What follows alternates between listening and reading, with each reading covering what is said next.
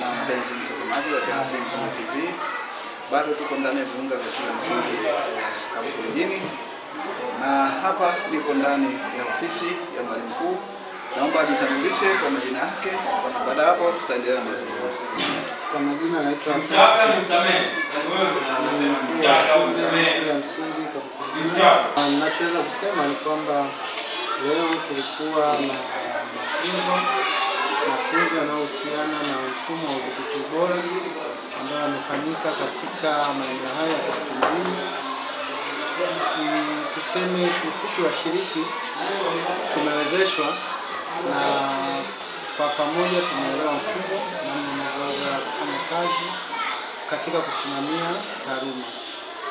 Mfumo ni mzuri na una faida nyingi, ikiwemo mfumo una uhalisia katika utendaji kazi, lakini pia utasaidia katika kutunza kumbukumbu ya muda mrefu ambayo taarifa inayotoka ngazi ya shule inaweza ikaonwa hadi ngazi ya halmashauri.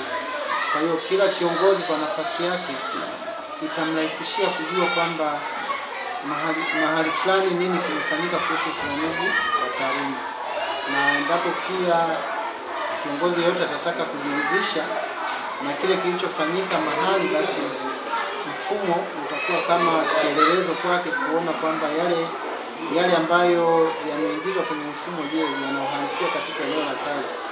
Kwa hiyo kiufupi mfumo ni mzuri na utabadilisha hali ya taaluma mashuleni, na utasaidia kila mwalimu sasa kuona kwamba kuna haja ya kutimiza majukumu yake, kwa sababu taarifa sasa hazitakuwa tena zile za makaratasi, bali zitaingizwa katika mfumo moja kwa moja.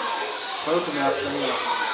Aidha, nitoe wito sasa kwa wale wote ambao hawakuweza kupata nafasi ya kuhudhuria mafunzo haya, kuwa sasa wanaweza kutembelea TLC Mzundu TV, ambapo wanaweza wakapata mafunzo haya kupitia YouTube ya TLC Mzundu TV ambayo yapo pale, na wanaweza wakajifunza namna mzima ambavyo mfumo unaweza kufanya kazi mfumo wa udhibiti bora. Mwisho, tunashukuru serikali yetu ya Jamhuri ya Muungano wa Tanzania chini ya Rais Samia Suluhu Hassan kupitia Wizara ya Elimu, Sayansi na Teknolojia kuona umuhimu wa kuleta mfumo huu ambao sasa unaenda kuwa mkombozi katika usimamizi wa utendaji kazi mashuleni. Asante.